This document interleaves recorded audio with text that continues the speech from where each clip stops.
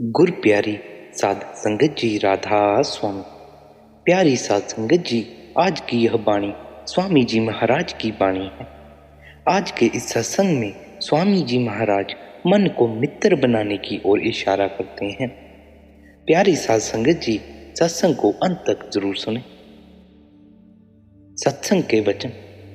सब संतों का एक ही उपदेश है कि नाम इंसान के अंदर है। किसी नाम के कारीगर से मिलकर नाम की कमाई करो। लफ्ज अलग अलग हैं, विषय एक ही है। हजूर स्वामी जी महाराज कहती हैं कि ऐ भले लोगों, तुम दुनिया के साथ प्यार किए बैठे हो, उस नाम के साथ, उस सतगुरु के साथ प्यार क्यों नहीं करते? तुम्हारी सारी उम्र भ्रमों में ही बीत गई। कहते हैं मन मार्ग को छोड़ो और किसी नाम के धनी की संगति करो, उसके चरणों में बैठो। स्वामी जी महाराज कहते हैं तुझे माया के साथ प्यार है, यानी स्त्री पुत्र बाल बच्चों आदि से प्यार है। ये सब ठग हैं, ये तुझे अपने घर नहीं जाने देते। इनके प्यार ने तुझे रोक रखा है। अगर मालिक के घर जाना है तो इन ठगों का प्यार छोड़ दे। अगर इनमें ही विचरते रहना है तो बेशक इनके साथ प्यार कर, बल्कि दुगना कर। अगर इनके बंधन से निकलने की इच्छा है तो अंदर नाम के साथ प्यार कर। तुझे पूरी छूट है, जिसके साथ जी चाहे उसके साथ प्यार कर। पर इन ठगों के साथ मिलकर क्यों अपनी पूंजी खत्म कर रहा है? अंदर नाम के साथ जुड़कर अपने घर पहुंच। मनुष्य का प्यार है स्त्री के साथ, बेटे बेटियों के साथ, दुनिया के पदार्थों के साथ। कहते हैं कि जितना प्यार यह इनके साथ रखता है, अगर उतना ही ध्यान या प्यार यह शब्द के साथ रखे तो यह बार बार यहाँ आकर मौत का शिकार ना हो। जो जीते जी 9 द्वार खाली करके अंदर जाकर नाम के साथ जुड़ गया, उसके लिए मौत दुखदाई नहीं होती। जो जीते जी पार लांघ गया, उसको किसी बात का दुख नहीं होता। गुरु नानक साहिब कहते हैं मौत से सब डरते हैं, पर वह कौन सी अवस्था है जिसे प्राप्त कर लेने पर जीव मौत से नहीं डरता? अगर वह शब्द में मर जाए तो फिर उसे यहाँ आने की जरूरत नहीं। फिर स्वामी जी महाराज कहते हैं कि मन बड़ा जबरदस्त है, वह जन्मों जन्मों से आत्मा के साथ लगा हुआ है, वह इसे बाहर खींचता है, बड़ा भारी जाल है। अगर कोई नाम का भेदी मिल जाए, इंसान उसकी संगति करे तो वह धीरे धीरे इस जाल में से निकल सकता है। कहते हैं कि अपनी मति के अनुसार बहुत से उपाय किए। किसी ने जप किया, किसी ने तप किया, किसी ने दान किया, किसी ने पुण्य किया, मगर कोई उपाय कारगर न हुआ। जिसने नाम की युक्ति अपनाई वह सफल हो गया।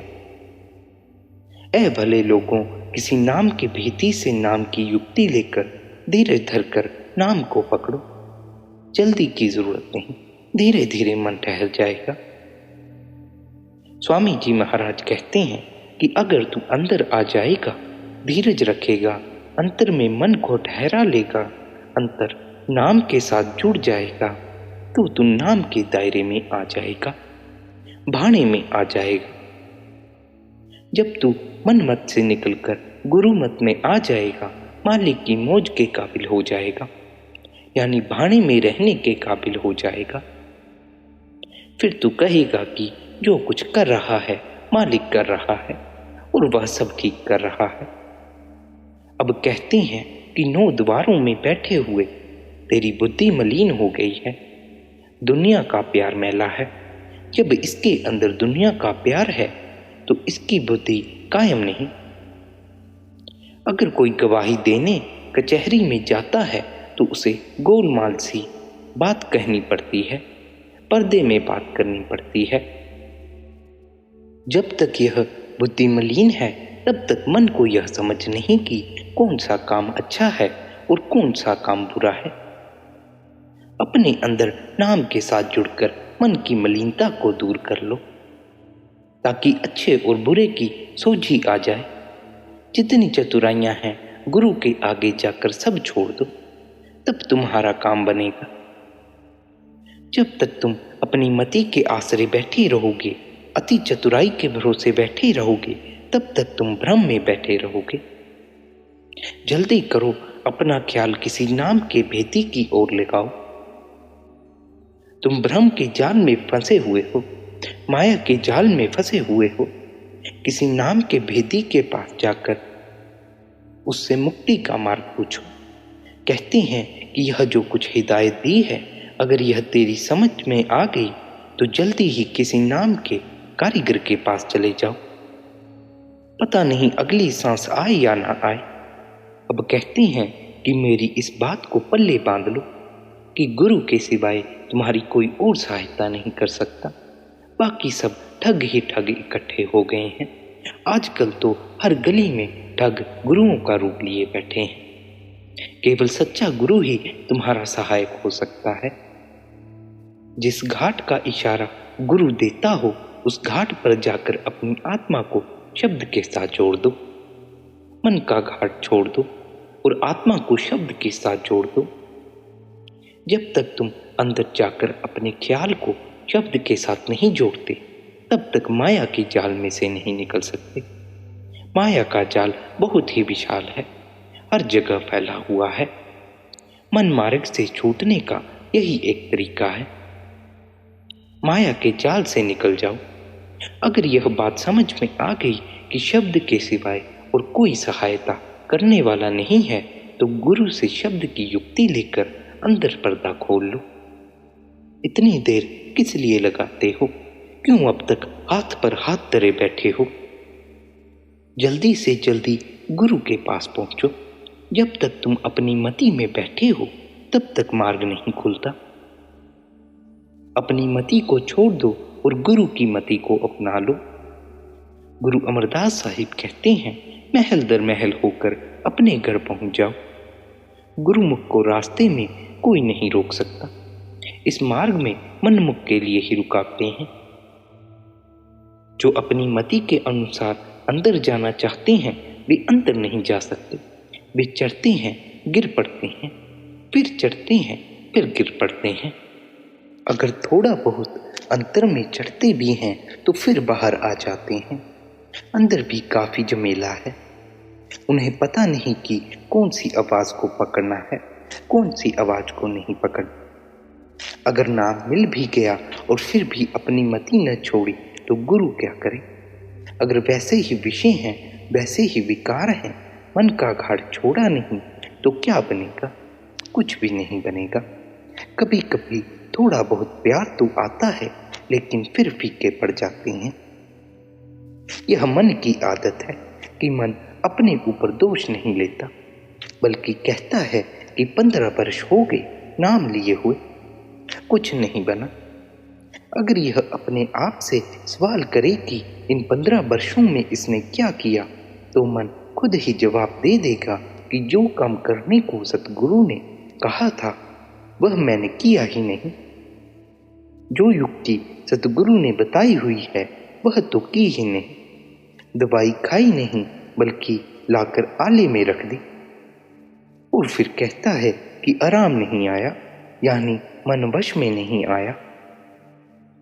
अगर किसी ऐरे गहरे की दवाई खाई हो तो भी कोई कहे कि ऐसे ही है।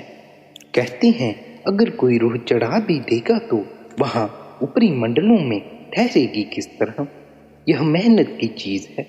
हम तो किया कराया मांगते हैं।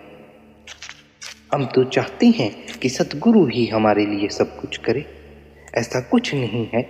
सत्संगी अपनी ड्यूटी करे, सतगुरु अपनी ड्यूटी करेगा। कहते हैं अगर इसने अपनी रूह को शब्द के साथ नहीं जोड़ा तो यमदूत इसकी रूह को घसीट कर ले जाएंगे। इसे यम के धक्के खाने पड़ेंगे। इसके पास छूटने का एक ही रास्ता है। अगर यह गुरु देखेगा कि इसका दुनिया में बहुत प्यार है तो वह भी इसे फिर से दुनिया में भेज देगा। नाम को ग्रहण करके ही यह छूट सकता है। गुरु भी इसका छुटकारा नहीं करवा सकते अगर इसने कभी नाम पर जोर ना दिया हो। अगर गुरु देखेगा कि इसका दुनिया में बहुत प्यार है तो वह भी इसे फिर दुनिया में ही भेज देगा। वह फिर से किसी मनुष्य का चोला पहनकर इसे नाम देगा। तब कहीं जाकर अगर यह नाम की कमाई करेगा तब इसका बेड़ा पार होगा। सतगुरु कहती हैं, ऐ भले लोगों, मन के साथ लड़ाई करो। जो दुश्मन है उसे अगर वश में कर ले तो वह दोस्त बन जाता है। अगर पकड़कर उसे पछाड़ दो तो वह भी मिन्नतें करने लगता है। अगर मन वश में आ जाए तो इसके जैसा कोई मित्र भी नहीं है। स्वामी जी महाराज कहते हैं, मन को वश में कर लो, फिर वह तुम्हारा ऐसा मित्र बन जाएगा जैसा दुनिया में और कोई नहीं। अगर मन बाहर फिरता रहता है तो इसके जैसा दुश्मन भी कोई नहीं। सतगुरु कहते हैं, कर्म जीव के कार्य करने की क्रिया का नाम है, अर्थात जो कुछ उसके द्वारा किया जाए उसे कर्म कहते हैं। रचनाकार ने कुछ ऐसा कर्म बनाया है कि कर्म प्राणी मात्र से हर समय चाहते या न चाहते होते ही रहता है। जब तक सांस आते रहती है, दिल धड़कता रहता है। इसी प्रकार जब तक होश कायम रहेगा, मन में संकल्प उठते जाएंगे और वह इंद्रियों से कुछ ना कुछ करवाता रहेगा। जीव का शरीर आत्मा के बल से चलता है, फिर भी उसकी ओर से कार्य करने का अधिकार मन को मिला हुआ है। मन के अपने कर्तव्य निभाने में बुद्धि सहायता देती है, पर बुद्धि द्वारा सलाह दिए जाने के बाद आखिरी फैसला मन के हाथ में रहता है। मुख्य रूप से हर कर्म किसी न किसी उद्देश्य से किया जाता है। वह शुभ भी हो सकता है और अशुभ भी हो सकता है। उदाहरण के लिए, जिंदगी जारी रखने के लिए पेट को आहार देना आवश्यक होता है। एक आदमी नेक कार्य करके अपना भोजन जुटाता है और उसको अपनी रसोई के एकांत में खाता है। दूसरा उसी तरह हक हलाल की कमाई करता है, पर उसे अपनी सारी रोटी खा लेना अच्छा नहीं लगता। वह उसका कुछ भाग किसी जरूरतमंद को खिला देता है। तीसरा पहले वालों के काम को मूर्खता मानकर पराये खाने पर हाथ साफ करता है और अपनी समझ में इसे सही कार्य मानता है। खाने का कर्म उन तीनों ने किया, पर कर्म की प्रकृति हर सूरत में अलग थी। हर कर्म में फल कर्म की प्रकृति के अनुसार लगता है। इसीलिए मनुष्य जीवन को कर्मों की खेती कहा जाता है। किसान अपनी भूमि में जो मन में आए बो ले, पर उसे उसी चीज से पैदा हुई फसल काटनी पड़ेगी। अगर किसी ने अपने खेत में कांटेदार झाड़ी के बीज बिखेरे हों तो उसे कपास चुनने की आशा नहीं करनी चाहिए। यह सच्चाई अटल है, इसमें अदल बदल की कोई गुंजाइश नहीं। फिर भी संसार ऐसे मंद बुद्धि लोगों से भरा पड़ा है जो अंगूर खाने की इच्छा रखने पर भी बबूल के बीज अपने खेतों में बिखेरते हैं। रेशम पहनने की कामना रखते हैं, पर भेड़ों ऊंटों की ऊन के गोले बनाते रहते हैं। गुरु अंगद साहिब कहते हैं, जिस प्रकार का कार्य किया जाता है उसी प्रकार का परिणाम निकलता है। यह कैसे हो सकता है कि हम आग खाएं और मुंह न जले? जो कुछ भी हम करते हैं उसके तिल तिल का हिसाब रखा जाता है। चित्रगुप्त प्रभु के हर क्षण के लेखकार हैं। छोटे से छोटे कर्म को दर्ज करने से नहीं चूकते। घने अंधकार में 7 पर्दों के पीछे कहीं भी किया गया कोई भी अपराध छिपा नहीं रहता। हमारे खाते में लिखा जाता है, क्योंकि देखने वाला जिससे हम पर्दा करते हैं हमारे अंदर बैठा सब कुछ देखता है। संसार के किसी देश के कर्ता धर्ता बादशाह या राष्ट्रपति के हुक्म के अधीन न्याय का कार्य उसके द्वारा नियुक्त किए गए न्यायाधीश करते हैं और न्यायाधीश के द्वारा सुनाए गए फैसले उसके अपने दिए हुए फैसले माने जाते हैं। इसी प्रकार परमेश्वर ने न्याय करने का कार्य धर्मराज को सौंप रखा है और उसे हिदायत दे रखी है कि वह सोच विचार कर सच्चा न्याय करे, ना किसी के प्रति पक्षपात करे और ना किसी के साथ ज्यादती करे। इसलिए प्रभु की अदालत के निर्णयों में वास्तव में कोई हेरफेर नहीं होता। वहां ना कोई चकमा दे सकता है, ना छल कर सकता है। न्यायालय को बहकावे में डालने के लिए किसी का मुंह नहीं खुलता। उसके आगे ना कोई शहंशाह, ना कोई अरबपति, ना कोई ब्राह्मण। हिसाब चुकाने से कोई भी बचकर नहीं निकल सकता। धर्मराज के कटघरे में कौन खड़े होते हैं? फिर आप ही जवाब देते हैं कि सब साकत लोग, दुराचारी, मंदकर्मी। इसके विपरीत जो परमेश्वर को प्यार करने वाले हैं उनका आदर होता है। उनको सच्चे मार्ग पर डालने वाले सतगुरु धन्य हैं। परमात्मा के लेखे कई बार लंबे होते हैं।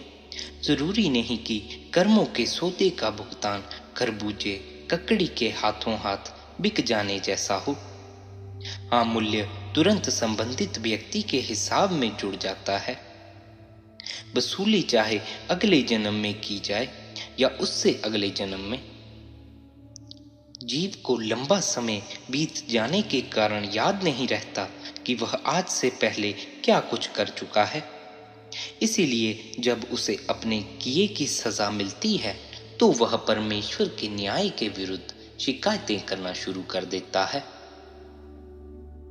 संतानहीन स्त्री को सपने में भी ख्याल नहीं आता कि 4 जन्म पहले उसने अपने जैसी किसी मां के लाल का गला दबा दिया था।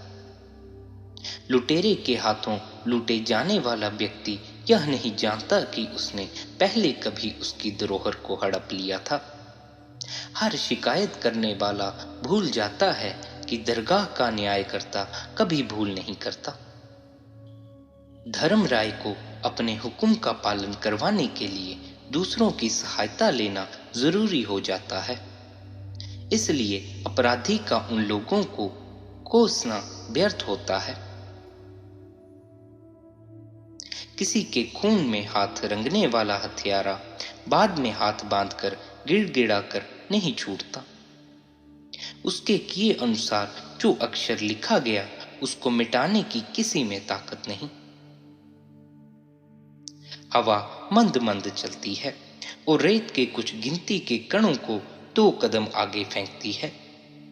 पानी की एक लहर आती है और अनेक कोनों वाले किसी पत्थर को रगड़कर आगे निकल जाती है। हवा के झोंके निरंतर बहते रहते हैं। पानी की तरंगें भी सदा उठती रहती हैं। समय पाकर रेत की गिनती के कण टीले का रूप धारण कर लेते हैं। कोनों वाला कंकड़ सब ओर से साफ सुथरा अंडा या गेंद दिखाई देने लगता है। इन झोंकों और तरंगों जैसा ही खेल कर्म खेलते रहते हैं।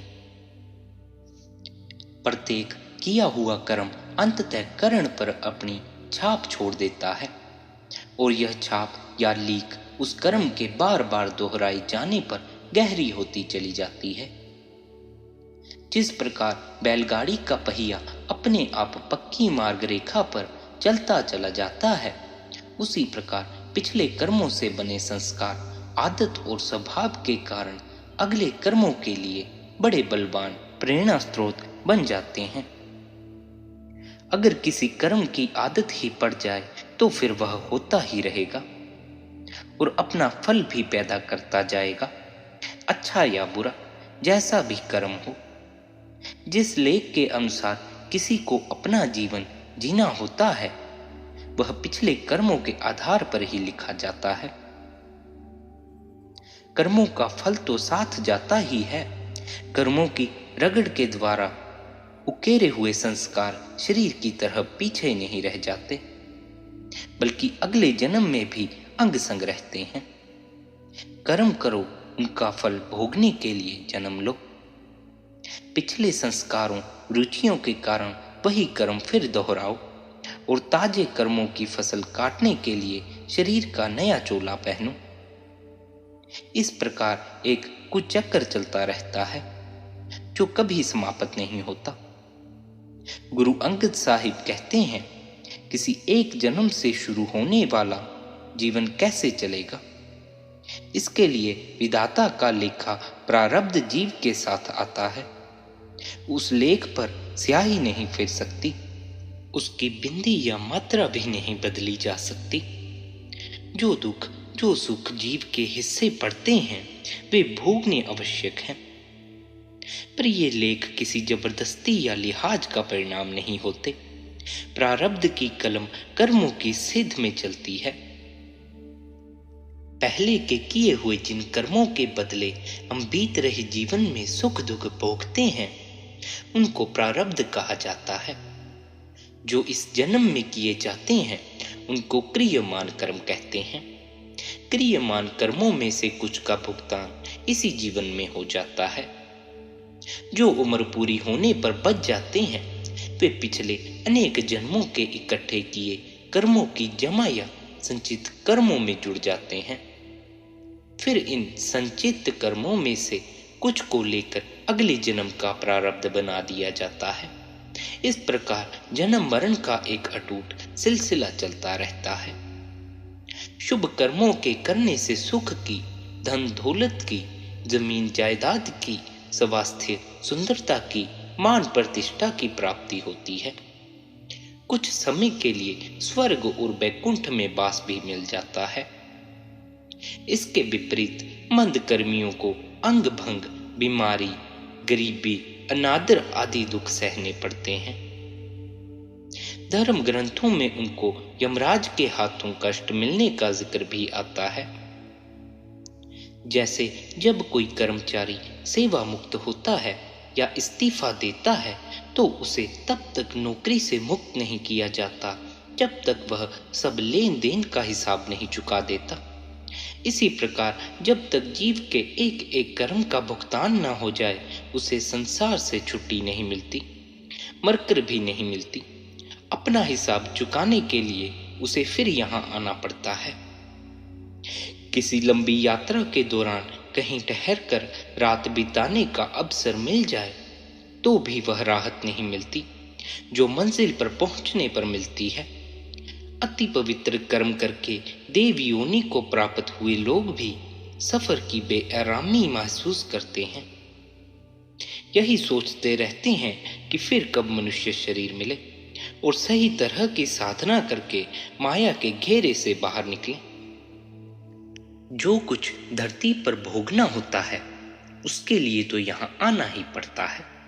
स्वर्ग और नरक लेने के बाद भी किसी को संसार के माया जाल से छुट्टी नहीं मिलती।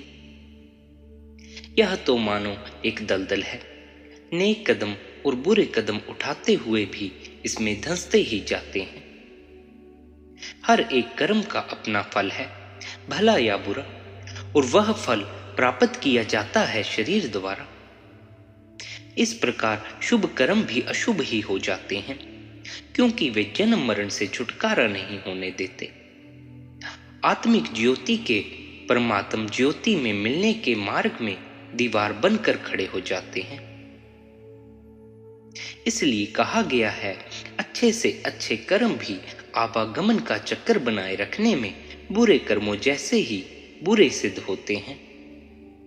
हत्या जैसे गंभीर अपराधों के लिए पकड़े गए खतरनाक कैदियों के हाथों में हथकड़ियां और पैरों में बेड़ियां होती हैं जो बहुत कसी हुई और भारी होती हैं और जो उन्हें न आसानी से उठने बैठने देती हैं, न चलने फिरने और न ही लेटने देती हैं।